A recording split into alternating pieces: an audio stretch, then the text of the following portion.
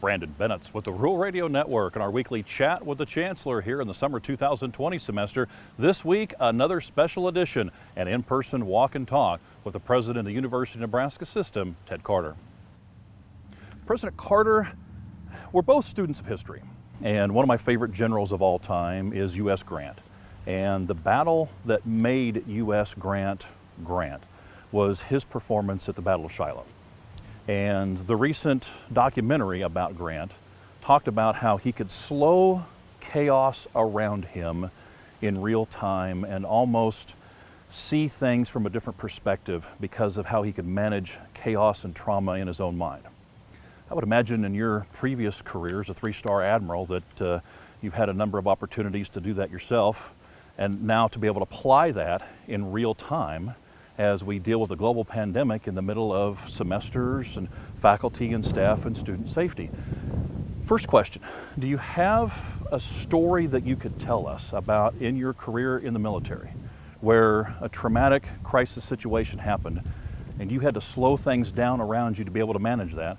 And the follow-up to that is, can you give us an example of how you've applied that within the last 6 months of being university president? Yeah, it's great to be with you here on East Campus on a beautiful day and talk about important things. History is replete with stories of people who are so good at their craft that time slows down at a moment of crisis. That was one of the reasons Grant was able to take his battle plan at Shiloh after they were getting crushed by the Confederacy, but then come back and achieve a victory. Ted Williams was known for being able to see the seams on a baseball, as the ball was coming at him back then at about 85 miles an hour. For me personally, I have two very quick stories to kind of relate to this. The first was my real first experience at this, and it was only the second time I'd been in an F-4 Phantom. I was in the back seat, and as we were rolling to take off out of Oceana and Virginia Beach, my rear canopy became unlocked. It didn't come off. But we got airborne, and as we're flying around at 250 miles an hour trying to lighten the airplane so we'd come back and do an emergency landing, I had all the preparations for my canopy coming off. And again, I'm a student, but yet now I'm in this very critical situation. If my canopy came off, it would initiate a sequence of ejection. So I'm now prepared for this. I've got my seat rolled down, my mask tightened up as tight as I can. And as we're rolling on to final to land about 10 miles from the runway, boom, my canopy comes off. And that moment that canopy came off, time not only slowed down, it stopped. Because I was now into the milliseconds of thinking about an ejection sequence and what I had to do. And then the airflow going by an open canopy at 250 miles an hour, which a lot of people have asked me, what was that like? And my answer is, it was quiet. And my pilot, who was in the front, could not even see my head in the rearview mirror. My seat was down so low. And he broke the silence and he said, "Are you still with me?" And I said, "Yes, I am." And obviously things worked out. We landed. But probably the more critical one that is life-changing was my first lead in combat in the spring of 1999. We were going into Kosovo. I was in charge of a 40-plane strike to take out the petroleum facility to keep the Serbian MiGs from flying. 2 o'clock in the morning, first strike for the Navy going into that conflict.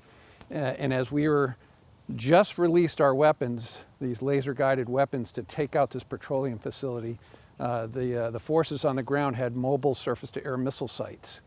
And they had launched 2 missiles right at us as the lead airplane. And from about 5 to 6 miles away, my brain went into time expansion.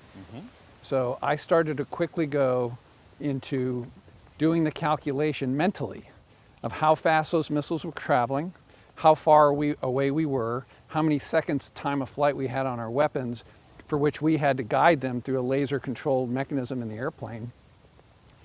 And within 3 seconds between myself and the pilot I was flying with, I realized we were going to have about 7 to 10 seconds from our bomb impact to when these missiles were going to be on us. Okay. And we made the calculation, and I said, we're going to continue. And that's what happened. We hit the target, we flipped the airplane upside down, pulled about 8 Gs to defeat the missile systems, and all of that happened literally in the matter of only a couple of seconds. So again, I could probably write a 30-chapter book on just what happened over the course of those seconds because of that time expansion. You know, for us here at the University of Nebraska, in the midst of this crisis, what I have found is so many people are frozen in action, waiting for perfect information. Oftentimes it never comes. Leading into this year, we made a commitment after we'd gone to remote education that we would focus on enrollment for the fall. And that critical timing to do some things that many people said we wouldn't be able to do, the release of Nebraska Promise, free tuition for those families that are making under $60,000 here in Nebraska, and then even freezing tuition for 2 years, all through the approval of our Board of Regents. Those were things that we made without perfect information, and they've had impact. And we're going to see, as we roll out our 5-year strategy, what other elements of that strategy will be important for us going into the future. President Carter, you just released your strategic plan for the university system, and this Friday is your investiture ceremony. Talk about the strategic plan that you developed and a summary of your comments for your investiture ceremony. And has anything about that strategic plan changed in the last couple of months because of the pandemic?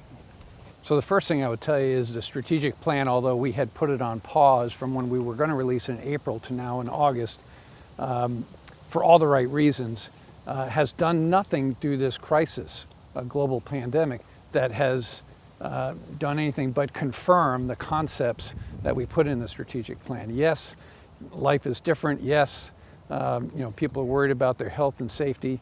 But at the end of the day, this strategy is really all about the importance of education. It goes back to our roots as land-grant university, not just at our flagship here at Lincoln, but as an entire system. And that means having affordability and accessibility for as many students that want to further themselves with a post-secondary education. It's absolutely crucial. So every element of this strategy focuses on principally our students, but also all of our faculty and staff. And then ultimately, how we as a university system play such an important part in the economic life and future of our state of Nebraska. President Carter, as we end the portion of the summer semester and look forward to the fall, that's always a time where there's a number of retreats across academia. What are some of those retreats that you have already hosted, or are there going to be even more that you're going to host? And what is on your agenda for those retreats, and what are some of the feedback and the talking points coming out of it? So I've been on a number of, obviously mostly Zoom calls, like all of us have, with many of my peers leading institutions all across the country. And most of that topic has been centered around how do we deliver education this fall. A lot of discussions right now about whether it's safe to open up everything from K-12 to post-secondary schools. And I'm just struck by how open and candid the dialogue is. And there is no one-size-fits-all answer. We're very fortunate to live here in Nebraska. Our numbers are relatively stable. They're really good here in Lincoln. So my part of that discussion has been to say, we got to make sure we understand what the facts are, let the science and the data inform us, and then those of us that are in the policy decision-making roles make those policies. Now, within our own campuses, yes, a lot of the deans and faculty members are now starting to gather. I have a number of those scheduled going into the fall, and I'm excited to sit down and talk to them, make sure that they feel ready, capable, safe, and of course, we'll have to be flexible. Right now, I would tell you we're planning on what we're calling in-person education, but it won't be a surprise to anybody. It's something of a flex, something of a hybrid. I would tell you right now today, it's probably 70% in person, 30% that's planned remote. That calculus will shift a little bit depending on what the virus is doing. And I think the faculty are ready to absorb and to be dynamically flexible to however it goes. Going back for a moment to your investiture ceremony, the academic term or change of command that you've been through more than once. I would imagine this is unique, but yet there are certain themes through every such ceremony that you have been a part of. Yeah, the investiture ceremony is something that's steeped in academia and tradition. It speaks to an assumption of position. As your listeners know, the University of Nebraska system president is not only an academic leader, but really the CEO of a very large corporation. I mean, we're talking 51,000 students, 16,000 faculty and staff, hundreds and thousands of acres of land and property, all of which have to be managed very carefully. So this is a ceremony that celebrates that assumption of being in charge of that. But really, for me, this is an opportunity to highlight the great work that's been done collaboratively, to celebrate the leadership across the campuses we have, the leadership that we have in our Board of Regents, our relationship with the governor and the legislature and the people of Nebraska, and truly an opportunity to launch our 5-year strategic plan. Brandon Benitz with the Rural Radio Network on our weekly chat with the Chancellor here in the summer 2020 semester.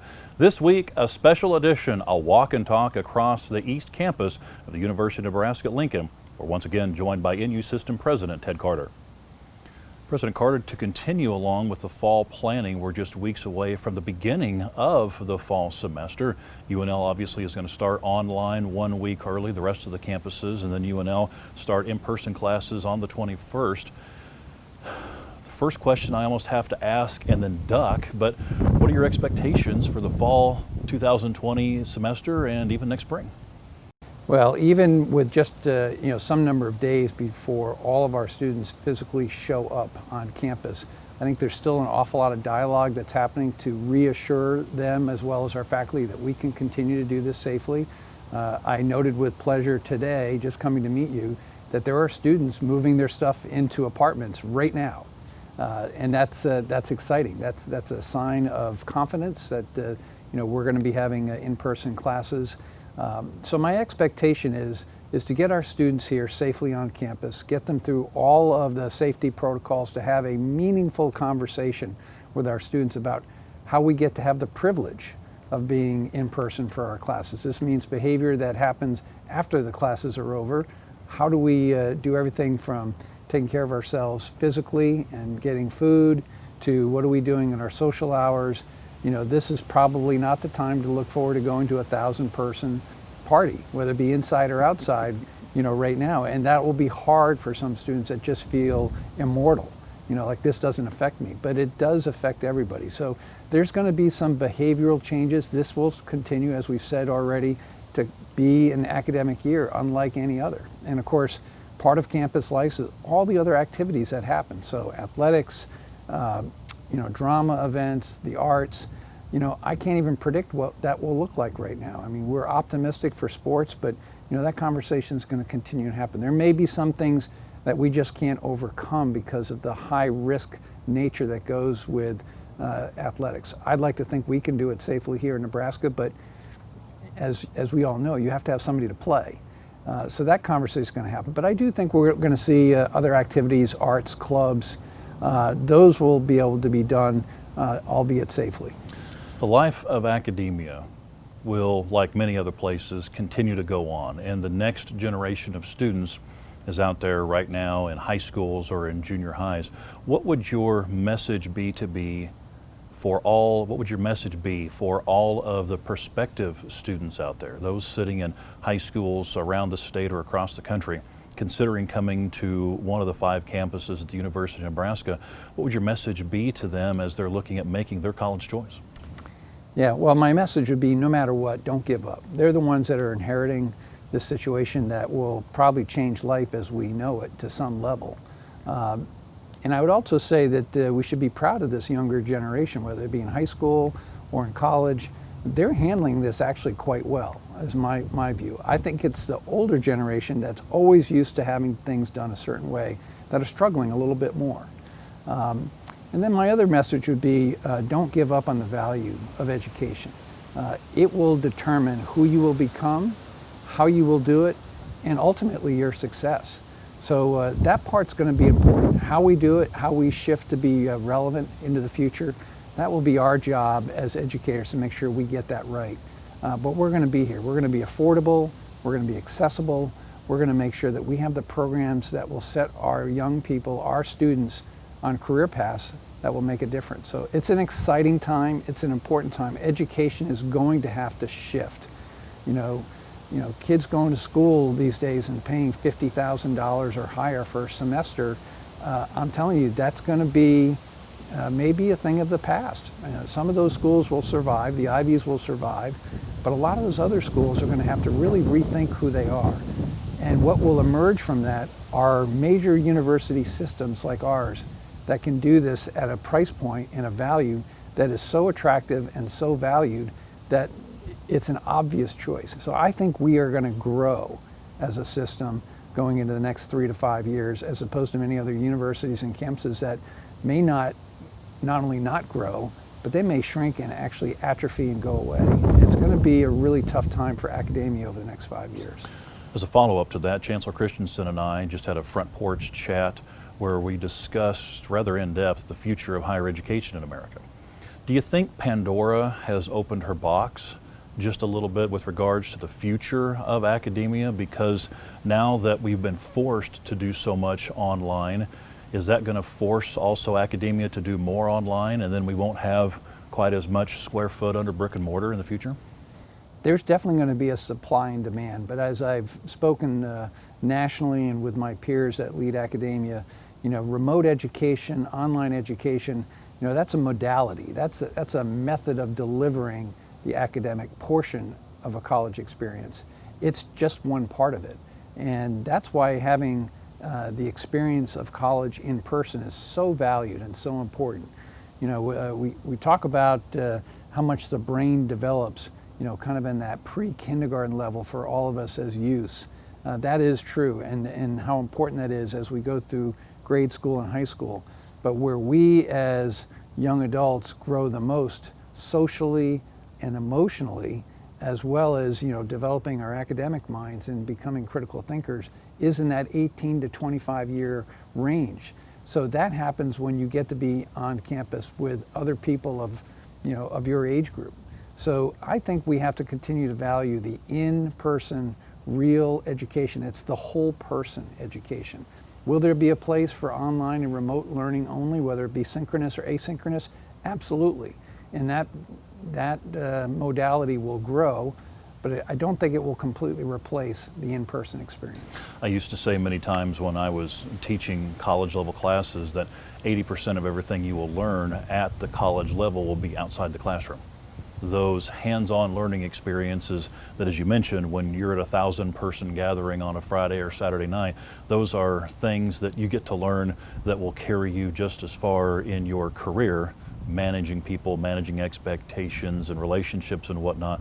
It's a very different thing to add that to the in-person class as well. Well, and let's not forget that if we're going to full remote or online education, that's going to favor those that have better incomes, bigger places to live, access to high-speed internet and broadband. For those that don't have those things, they get negatively affected when you go remote only. And we haven't figured that out across even the state of Nebraska. So again, there's another driving force to make sure that we are being fair and equal for all. And having classes in person may not be the perfect answer to that, but it certainly gets a lot closer to the right answer. President Carter, as always, the last word is yours. Final thoughts on a big weekend for you coming up, the release of your strategic plan, your investiture ceremony, or the future of the NU system in, I'm sure, what is going to be a unique fall semester. Yeah. So having lived here now for 8 months, coming into this job on 1 January, I said sometime in February after I got my Nebraska driver's license and started to do a lot more things here around town and get around the state, that I felt like I was a Nebraskan. I think the ceremony for me and my family will be that true declaration that we are Nebraskans. I was talking to my wife on the phone the other day, and I was just talking to her about the events that are leading up to us opening up the campus this fall. She said, "My goodness, you really are a Nebraskan." And I said, "What do you mean by this?" She goes, "I can tell that you love it there." And I said, "Yeah, I do. And it's more than the job. It's the people I get to work with. I have such talent around me. It just makes going to work every day a pleasure. I love working with the Board of Regents, and I just really like being around Nebraskans. They have a common sense approach. don't spend money unless you have it, and they are a population that gets things done. I think Nebraska just has such a great story to tell right now, with low unemployment, the infectious disease certainly not controlled completely, but working towards better places than I think other parts of the country. I love the story of how the state came about as the agricultural center of the world, and that's still a big part of who we are. So all of this investiture is a chance for me personally and my family to acknowledge that we're here in Nebraska and we're Nebraskans.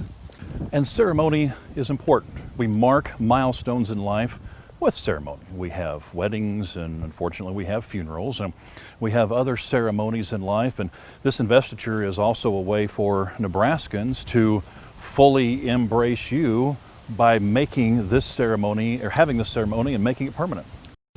There are many times when doing something remotely has been viewed as a negative. In this case, we may actually allow many, many more people to see what an investiture ceremony looks like, because it'll be available online. Anybody that wants to watch it, it's Friday afternoon, and it'll live afterwards. I mean, we're going to try to keep it pretty short. So I'm excited about just the opportunity to be able to communicate in that way, so that people can get a little bit of an understanding that it isn't just about putting on fancy robes and floppy hats and talking about academia. It's a chance for people to see why academia matters.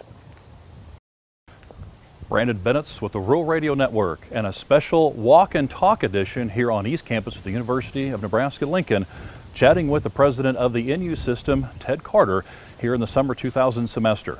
His investiture ceremony coming up on Friday, and the beginning formally of his tenure as the university president.